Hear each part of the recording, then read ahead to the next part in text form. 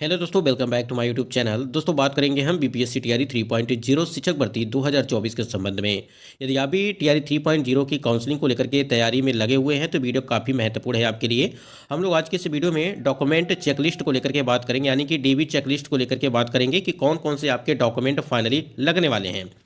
री upload document यानी कि री अपलोडेड डॉक्यूमेंट को लेकर के बात करेंगे। जैसे आपको पता है कि बीपीएससी टीआरई 3.0 की जो वाटरमार्क वाला डॉक्यूमेंट है वो पूरी तरह से यहाँ पे आप उसे डाउनलोड कर पाएंगे। आज ही यहाँ पे अपडेट आई हुई है, तो वहाँ से आप अपना डाउनलोड कर पाएंगे। वहाँ पे हमने एक वीडियो आपको अपलोड किया था जिसमें आप सभी के बहुत सारे कमेंट्स आ रहे हैं कि यहाँ पे री अपलोड का जो है आयोग के द्वारा यहाँ पे नोटिस जारी किया जाएगा, यानी कि मौका मिलेगा या नहीं मिलेगा, उसको लेकर के यहाँ पे हम बात करने वाले हैं। तो उसे आप सुधार कर पाएंगे, क्योंकि बहुत सारे कैंडिडेट का जो है डॉक्यूमेंट अपलोड ही नहीं हुआ है। किसी किसी कैंडिडेट का जो है डॉक्यूमेंट अपलोड हुआ है लेकिन ब्लर है, उसमें कुछ दिख नहीं रहा है सही से। तो क्या उसमें वो सुधार कर पाएंगे? तो उसी के लेकर के यहाँ पे हम बात करने वाले हैं। उसके बाद यहाँ पे जिला आवंटन कब यहाँ पे अब कराया जाएगा, क्योंकि आपके वाटरमार्क डॉक्यूमेंट आ चुके हैं। तो क्या आपका 9 जनवरी से लगा करके 16 जनवरी के बीच जो काउंसलिंग होने वाली थी, क्या उसी डेट पे आपकी कराई जाएगी? जिला आवंटन आखिर कब तक होगा? क्योंकि डॉक्यूमेंट यहाँ पे अगर वाटरमार्क वाले डॉक्यूमेंट की बात करें तो उसका जो है आपको नोटिस जारी कर दिया गया है। डीबी में इन बातों का रखें ध्यान। तो कई सारे महत्वपूर्ण अपडेट आपको इस वीडियो के माध्यम से मिलने वाली है, और जो भी अपडेट आपको दी जाएगी ऑथेंटिक दी जाएगी। जैसे टीआरई 1 और टीआरई 2.0 की भर्तियां कराई गई थी, उसी के आधार पर सारी चीज़ें आपको यहाँ पे बताई जाएंगी कि कब से जो है कब यहाँ पे आपका री अपलोडेड का जो है डॉक्यूमेंट आएगा ऑप्शन। सबसे बड़ा जो सवाल है कि क्या यहाँ पे बीपीएससी आयोग की तरफ से यहाँ पे जो टीआरई 3.0 वाले कैंडिडेट हैं उनको री अपलोड का मौका मिलेगा या नहीं मिलेगा। देखिए, टीआरई 1 की भर्ती की बात करें या टीआरई 2.0 की भर्ती की बात करें, इन दोनों की भर्तियों में आपको एक नोटिस जारी की गई थी। देखिए यहाँ पे, और आपको जो है मौका दिया गया था। देखिए यहाँ पे, अब ये मत समझिएगा हम यही बता रहे हैं कि जो आपकी टीआरई 1.2 या टीआरई 2.0 की भर्ती कराई गई थी, यहाँ पे देखिए बताया गया था कि आपके विद्यालय अध्यापक नियुक्ति प्रतियोगिता परीक्षा के अंतर्गत शिक्षा विभाग, पिछड़ा वर्ग, अत्यंत अति पिछड़ा वर्ग कल्याण विभाग के अनुसूचित जाति, अनुसूचित जनजाति कल्याण विभाग के अंतर्गत जो आपकी भर्ती प्रक्रिया जैसे पीआरटी 6 to 8, 9 to 10 और 11 to 12 में जिन सफल अभ्यर्थियों के अपलोड किए गए दस्तावेज यदि त्रुटिपूर्ण या अपठनीय है, जैसे अभी हमने बताया आपको कि ब्लर को लेकर के, ठीक है, ब्लर को लेकर के यहाँ पे हमने बात किया था। तो यहाँ पे देखिए त्रुटिपूर्ण है यानी कि कुछ गलती है या अपठनीय है, तो उसे तो सही दस्तावेज को पुनः दिनांक आपको जो है 3/1/2024 से 7/1/2024 तक अपलोड कर सकते हैं। ऐसा यहाँ पे आपको अपडेट दिया गया था, यानी कि 3 तारीख, फिर 4 तारीख, फिर 5 तारीख, फिर 6 तारीख, फिर 7 तारीख। ठीक है, आप देख पा रहे हैं कि 1 2 3 4 यहाँ 5, यानी कि पूरे 5 दिन का आपको समय दिया गया था। अब देखिए, कुछ कैंडिडेट का यहाँ पे कुछ मिस्टेक ना हो इसलिए हम पहले बता दे रहे हैं आपको। ये जब टीआरई 2.0 की भर्ती आपकी कराई गई थी तो उस टाइम पे आपको जो है नोटिस ये जारी किया गया था। ठीक है, तो आप बिल्कुल परेशान होने की जरूरत नहीं है। जितने भी कैंडिडेट हैं टीआरई 3.0 वाले, तो 5 दिन का पूरा यहाँ पे समय दिया गया था। देखिए यहाँ पे, इसके लिए बिहार लोक सेवा आयोग की वेबसाइट पर आपको जो यहाँ पे देखिए ये ऑफिशियल साइट है, पर अपने लॉगिन आईडी के पासवर्ड से लॉगिन करने के उपरांत अपने डैशबोर्ड पर जाकर के त्रुटि रहित है, ठीक है, यानी कि जिसमें गलती है एवं पठनीय प्रति अपलोड कर सकते हैं। ठीक, ये अपलोड किए जाने वाले दस्तावेज की छाया प्रति लगभग यहाँ पे बताया गया था आपको कि जो है 100 KB तक होना चाहिए। अपलोड किए जाने वाले दस्तावेज की छाया प्रति राजपत्रित पदाधिकारी द्वारा हस्ताक्षरित मतलब कि अटेस्टेड होना आवश्यक है। साथ ही अपलोड करते समय राजपत्रित पदाधिकारी का नाम, पदनाम, पदस्थापन का स्थान एवं संपर्क संख्या पोर्टल पर अंकित करना सुनिश्चित करेंगे। यह सफल अभ्यर्थियों के जो है यहाँ पे के लिए अंतिम मौका है और उक्त तिथि के बाद किसी तरह का विस्तार नहीं किया जाएगा। हम देखिए ये वीडियो इसलिए बनाए हैं क्योंकि आप सभी के लगातार कमेंट्स आ रहे हैं कि क्या हमें टीआरई 3.0 की भर्ती में री अपलोड का, ठीक है, री अपलोड का जो है यहाँ पे मौका दिया जाएगा या नहीं दिया जाएगा। तो बिल्कुल मिलेगी। आपको टीआरई 1.0 की भर्ती मिली थी, टीआरई 2.0 की भर्ती में आपको यहाँ पे री अपलोड का मौका दिया जाएगा। अगर आपके डॉक्यूमेंट में कोई भी त्रुटि है, ठीक है, या ब्लर है, तो आप उससे जो है, जैसे यहाँ पे बताया गया था कि अपठनीय है यानी कि ब्लर है, तो उसमें जो क्या है कि आप उसे सुधार कर पाएंगे। लेकिन थोड़ा सा आप वेट करिए। जैसे यहाँ पे अभी आपने देखा कि वाटरमार्क जो आपका डॉक्यूमेंट है वो आपका आ चुका है। अब ऐसे धीरे धीरे करके एक एक चीज़ आपको देखने को मिलेगी।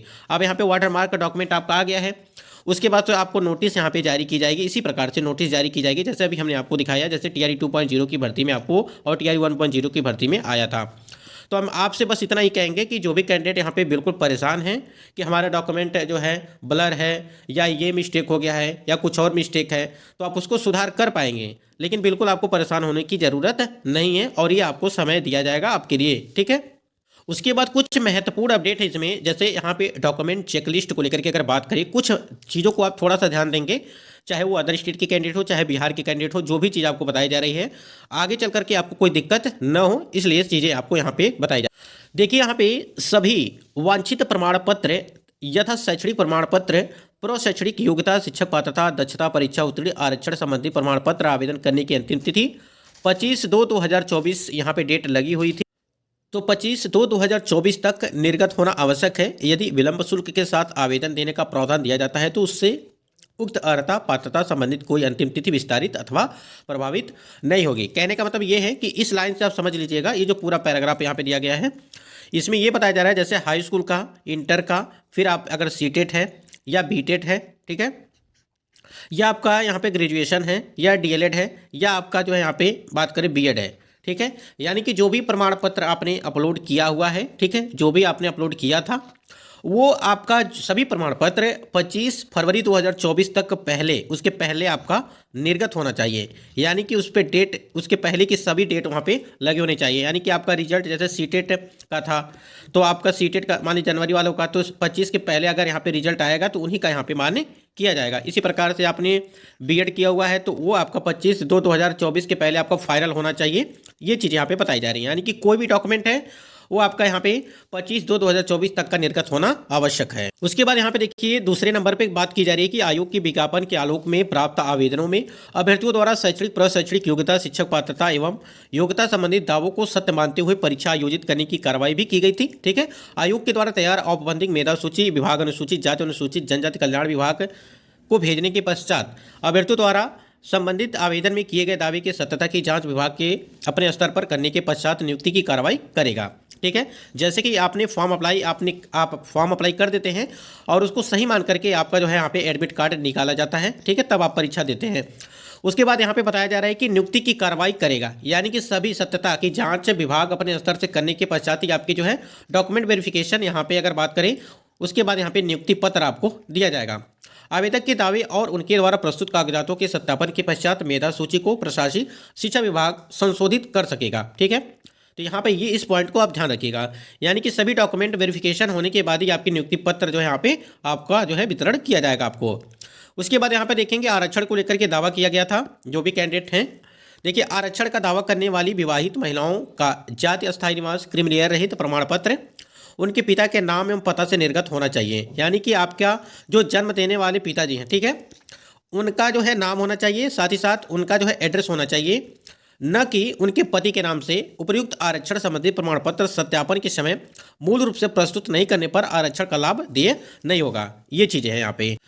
देखिए यहाँ पे ये था कि जिन महिलाओं की शादी हो चुकी है उनके लिए यहाँ पे ये अपडेट दी गई थी कि आपका जो भी कैंडिडेट की शादी हो गई है महिला की, ठीक है, उनका जो यहाँ पे आरक्षण संबंधी जो आपका अस्थायी निवास, जाति निवास, आय, जाति निवास और क्रिमिनल रहित प्रमाण पत्र उनके पिताजी के नाम से निर्गत होना चाहिए, ठीक है। इस बात को आप ध्यान रखेंगे, इस चीज़ को आपको ध्यान में रख। उसके बाद यहाँ पे जो अदर स्टेट के कैंडिडेट हैं थोड़ा सा ध्यान देंगे। अदर स्टेट के कैंडिडेट सीटेट या स्टेट को लेकर के, ठीक है, हम यहाँ पे बता दे रहे हैं आपको या स्टेट सीटेट को लेकर के बहुत सारे कैंडिडेट जो टीआरई 1.0 की भर्ती और टीआरई 2.0 की भर्ती से बाहर किए गए थे, और ऐसा ना हो कि इस बार भी टीआरई 3.0 के कैंडिडेट भी बाहर किए जाएं, ठीक है, ऐसी नौबत किसी के साथ ना हो।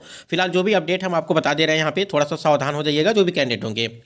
शिक्षा विभाग की ज्ञापन संख्या इतना दिनांक 17/6/2023 के आलोक में स्पष्ट किया जाता है कि सीटेट, ठीक है, अभ्यर्थियों के लिए बीटेट 2017 के लिए लागू प्रावधानानुसार सामान्य कोटि के अभ्यर्थी के न्यूनतम यहाँ पे दिया गया है क्या, देखिए 60%, 60% यहाँ पे दिया गया है अंक, और पिछड़ा वर्ग के अत्यंत पिछड़ा वर्ग एवं सामान्य कोटि की महिला उम्मीदवारों को 55%, ठीक है, ये हो गया। और अनुसूचित जाति, अनुसूचित जनजाति तथा निःशक्त कोटि के उम्मीदवारों को न्यूनतम 50% अंक, ठीक है, यानी कि 50% अंक। तो ये चीज़ें समझिए, यानी कि जो भी अदर स्टेट की महिला और पुरुष कैंडिडेट है उनको सीटेट में 60% मार्क्स चाहिए। सिर्फ इतना इस वीडियो में बताना था, इस वाले में, मतलब किस पॉइंट में। यहाँ पे 60% सीटेट में आपके चाहिए, यानी कि 90 नंबर आपके सीटेट में होने चाहिए। इस बात को आप ध्यान रखेंगे जो भी अदर स्टेट के कैंडिडेट हैं।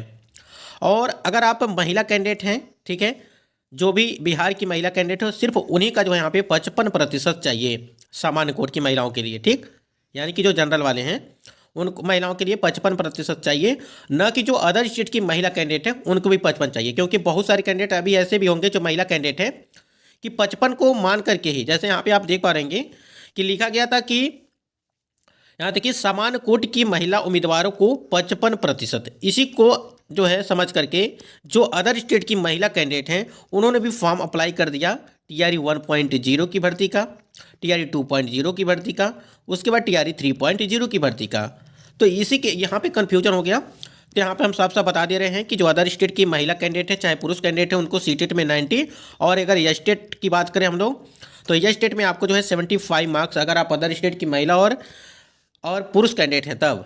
तो आप लोग एक बार जरूर अपने जो है सीटेट के नंबर को देख लीजिएगा और यह स्टेट के नंबर को देख लीजिएगा जो भी होगा, ठीक है कैंडिडेट। और यहाँ पर देखिए और सबसे बड़ी अपडेट ये है कि वैसे अभ्यर्थी जिनके द्वारा ऑनलाइन आवेदन में पहचान पत्र के रूप में आधार संख्या अंकित किया जाता है उन्हें बायोमेट्रिक फ़ी के रूप में 200 रुपये का यहाँ पे आपको भुगतान करने के लिए बात की गई थी। लेकिन यहाँ पे जो इंपॉर्टेंट चीज़ है वो समझिए। देखिए यहाँ पे डॉक्यूमेंट वेरिफिकेशन यानी कि दस्तावेज सत्यापन की सुगमता हेतु पहचान पत्र के रूप में आधार संख्या अंकित किया जाना अपेक्षित है। साथ ही आधार लिंक मोबाइल संख्या का अंकन किया जाना अपेक्षित है, यानी कि मोबाइल नंबर, ठीक है, प्लस आपका आधार कार्ड, जो बार बार हम आपको बताते रहते हैं।